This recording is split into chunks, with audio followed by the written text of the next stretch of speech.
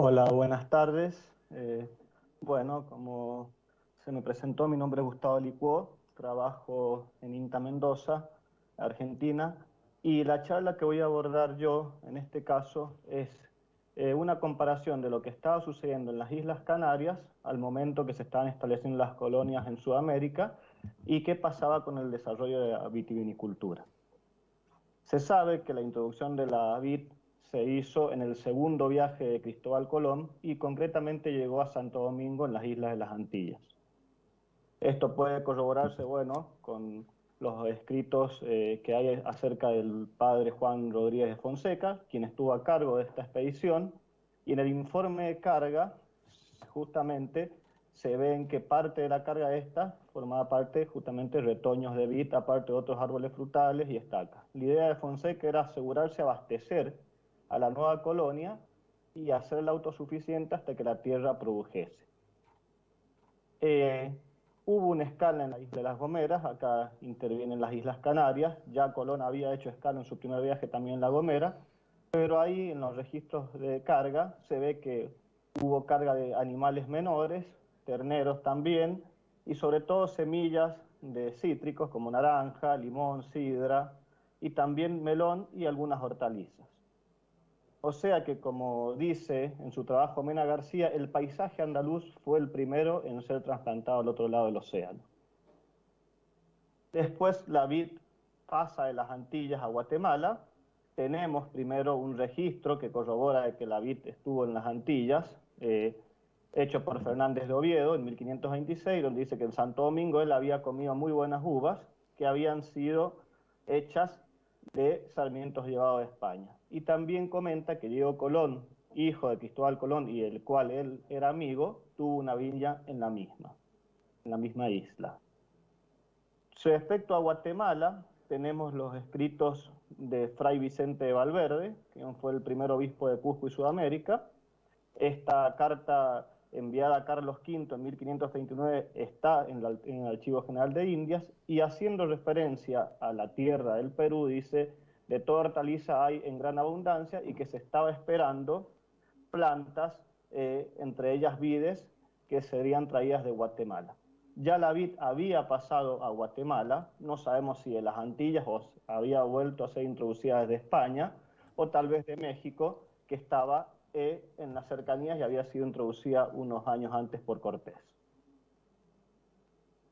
Sobre la introducción de la vid al Perú, la versión que siempre se ha dado, que es la que lleva más de 300 años ya, es la que hace referencia a Francisco de Caravantes, un conquistador natural de Toledo, castellano, que envió a pedir plantas de España, pero para que se las lleven más frescas, se las llevaron de las Islas Canarias, pero era toda uva prieta y el vino era todo loque, y dice de la Vega que todavía no había vino blanco.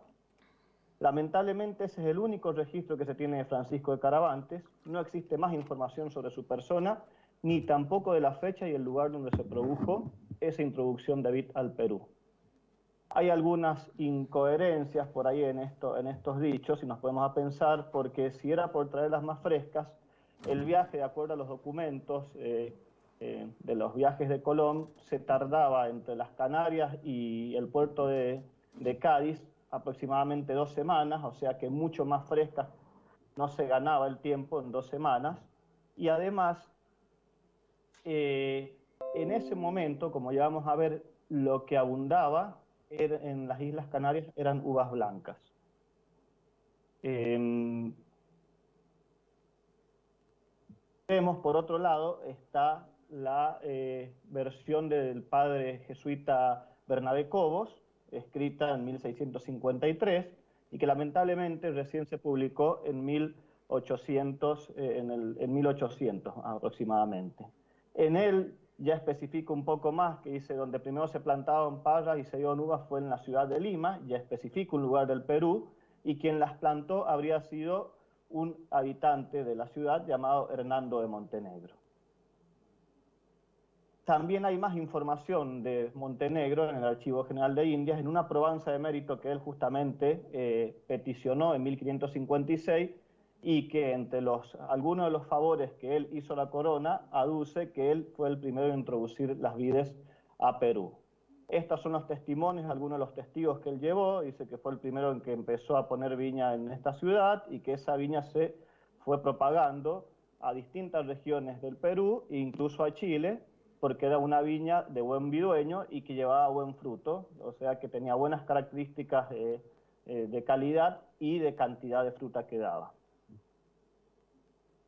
De Montenegro sí se tienen datos, era también castellano, nacido en Villanueva de la Torre, Guadalajara, España, murió en Perú y estuvo ya presente tanto en la fundación de Panamá como en la fundación de Lima, incluso fue elegido 2 veces alcalde de Lima.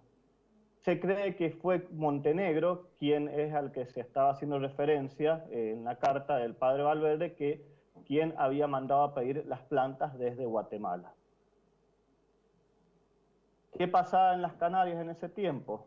Bueno, sabemos que la isla de La Gomera sirvió de escenario para los primeros viajes de Colón y también para otros conquistadores castellanos como Cortés, Vasco Núñez de Balboa y Francisco de Pizarro, justamente el conquistador de Perú. Que acabada la conquista asumieron un rol bastante importante porque eran las escalas obligatorias donde los barcos de las expediciones se abastecían, tanto de alimentos como de harina y de trigo, que fue un insumo importante que las islas, sobre todo Tenerife, exportó, y también ganado menor, leña, e incluso se enrolaban tripulantes en las mismas islas, y hubo también un proceso de migración de algunos habitantes de las islas hacia las colonias americanas. En 1531 ya se hace referencia que salió por primera vez una partida de vino de Tenerife a las Antillas. Se decía que era poco en ese momento porque la gran mayoría que se elaboraba no era mucho y se utilizaba para el autoconsumo. También ya se hace referencia que sale vino de Tenerife ya más lejos, llegando hacia el Río de la Plata y Paraná, las colonias ya en el sur de América. Y ya en 1542 el vino se convierte en el principal artículo de exportación de Tenerife, compitiendo con los vinos andaluces y llegando a ser los preferidos por los indianos, sobre todo el Malvasía, los famosos Malvasía de las Islas Canarias. ¿Qué tipos de vino había en Tenerife en esa época? Como dijimos, Malvasía. De acuerdo a los documentos de la época, se extrae una uva gruesa, redondeada, se la llamaba Malvasía mediterránea, que probablemente había sido importada de la isla de Madeira y que corresponde actualmente a la variedad Malvasía Dubrovaca. También se hacía referencia a vidueño. Vidueño se dice, por un lado, dice que se hacía con una uva alargada, que daba un vino un poco más flojo, no de la calidad que tenía el Malvasía, que se avinagraba rápidamente o se congelaba si se aproximaban los viajes a los polos. Esto podría darnos una idea que no estaba muy bien madura la uva, tal vez bajo contenido de azúcar, daba bajo contenido de alcohol y podía provocar estos problemas de congelación. Pero bueno, por un lado se hace referencia a que se hace con una uva alargada, pero después en los mismos documentos se dice que el vidueño es una denominación genérica que incluiría las variedades torrontés, verdaguillo, que solamente se menciona en ese documento, y negra mole o mollarcano. También historiadores de la época, como Núñez de la Peña, dice que bueno, a llevar sus vinos acuden a sus puertos navíos de todas las naciones y para las Indias porque eran vinos de mucha estimación en reinos extranjeros. Entonces, bueno, ya teníamos una idea de que Malvasía sobre todo fue el vino que más se exportaba a las Indias. Y también, bueno, una presencia de uvas de otro tipo como Torrontés, Negramol, que hasta el día de hoy están, y esta Verdaguillo que después se pierde en los registros. Hidalgo dice que podría haber sido teta de vaca blanca, pero en ese momento teta de vaca blanca ahí no hay registro de que existan. Sí, lo máximo que se podría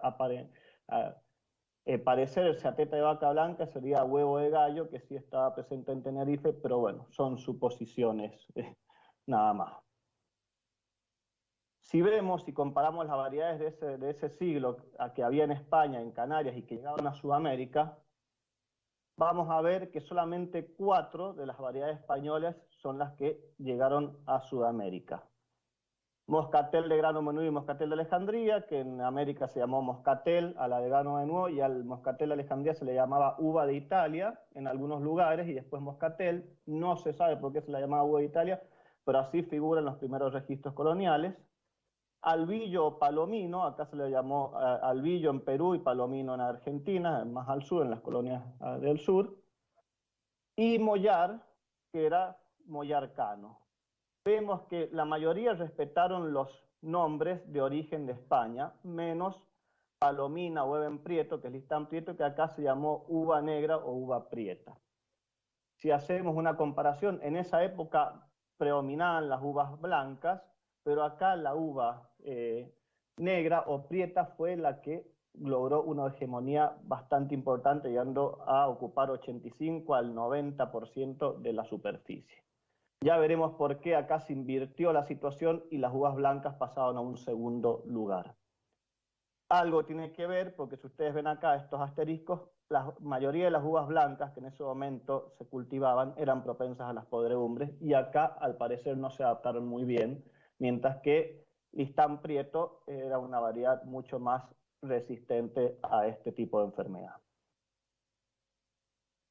Respecto a los procesos de introducción de la vid, haciendo una comparación tanto en las Islas Canarias como en América, vemos que, bueno, en las islas que más tuvieron interacción con las colonias americanas, en La Palma se introdujo en 1505, en Tenerife en 1497, en las Antillas ya dijimos 1493, en México la lleva Cortés en 1521, en Guatemala se estima que entre 1524 y 1530, que es el proceso de conquista, la provincia de Guatemala, y en Perú en 1539. Como vemos, la introducción de la vid en las Canarias y en las colonias fueron procesos simultáneos. Y esto nos hace concluir de que por qué no habrían llegado estacas de las Canarias, como decía de la Vega en sus comentarios reales acerca de las estacas que trajo Caravantes. Es poco probable que a principios del siglo XVI hubiera muchos niños en las islas, ya vimos que eran procesos que recién se estaban iniciando, para suministrar bastantes estacas a América, sobre todo el listán prieto, que es lo que predominó acá. Como decimos, no hay información que el listán prieto se cultivara en esa época en las islas, la única prieta que se menciona era negramol o mollar. Predominaban los cepajes blancos en las islas, como acabo de decir, y solamente negramol era la que se cultivaba. Llegó acá, pero en mucho menor cantidad y nunca tuvo un buen desarrollo. Y además, como para culminar esto, en 1525, Felipe II prohíbe plantar cepas en América y decreta destruir los viñedos ya existentes. La segunda parte no se llevó a cabo, no se destruyeron los viñedos y se siguieron desarrollando los procesos vitivinícolas con el material introducido previamente. Un poco ya para ir terminando, podemos ir viendo por qué el listán prieto se desarrolló tanto. Fíjense, se desarrolló en toda América. Tiene distintos nombres: negra criolla en Perú, criolla chica en Argentina, país en Chile, misión en México, mission en Estados Unidos y bueno, sus nombres originarios en España. Es un cepaje castellano, tal vez coincida que la mayoría de los conquistadores, por lo menos los que conquistaron grandes territorios en América, como México, en el caso de Cortés, y Perú en el caso de Pizarro, hayan sido castellanos, tal vez tuvieran ya conocimiento de esta variedad. Vimos que Montenegro también era castellano. Y aparte de esto, y lo que más amerita esta variedad, es que es una variedad bastante rústica y tolerante a suelos secos y salinos. Da alta producción de fruta, madura muy bien, tiene una alta cantidad de azúcar, lo que da un vino de buena calidad respecto a su contenido alcohólico. Un vino más alcohólico se conserva mejor y quiera o no, aunque sea aloque o sea rosado, como un rosado fuerte, que es la palabra aloque, un vino rosado fuerte se conserva mucho más que un vino blanco. Entonces, un vino ya siendo más o menos tinto y con alto contenido alcohólico, les convenía más a los españoles para irse movilizando en sus etapas de conquista. Además, una variedad fácil de propagar, prendía muy bien de estacas, entonces era una variedad todoterreno que tuvo todas las condiciones como para ser elegida la variedad preferida por los españoles y por eso lo vimos reflejado en la gran cantidad de superficie implantada con esto, que la llevó a ser la variedad hegemónica en la viticultura colonial durante más de 300 años.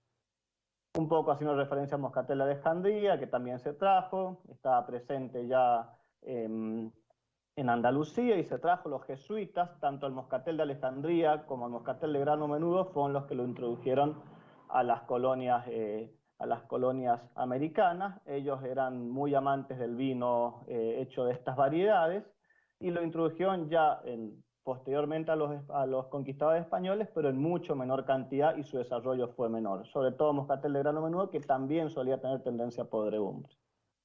También, como dijimos, se introdujo Mollar Cano, está presente en Perú y en mucho menor cantidad en Chile y en Argentina. Es una variedad que tampoco se expandió mucho porque es una variedad que da muy poca fruta, se va en vigor, no da un buen vino en comparación con el de Listán Prieto de calidad, entonces no era una variedad como muy apta para seguir propagando.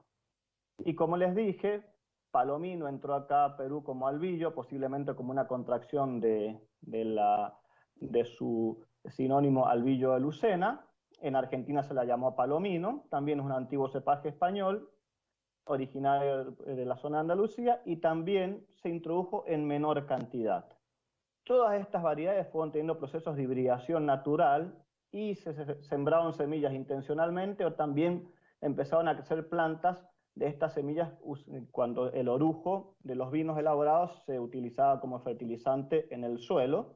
Y es así que empezaron a nacer todas las variedades criollas que nosotros o autóctonas que tenemos en Sudamérica. Este es un estudio que hicimos nosotros desde Argentina en el 2017, publicado en el Australian Journal, y fijémonos cómo la mayoría de estas variedades, salvo Palomino, ha participado como padre en el desarrollo de las variedades, en el origen de las variedades criollas.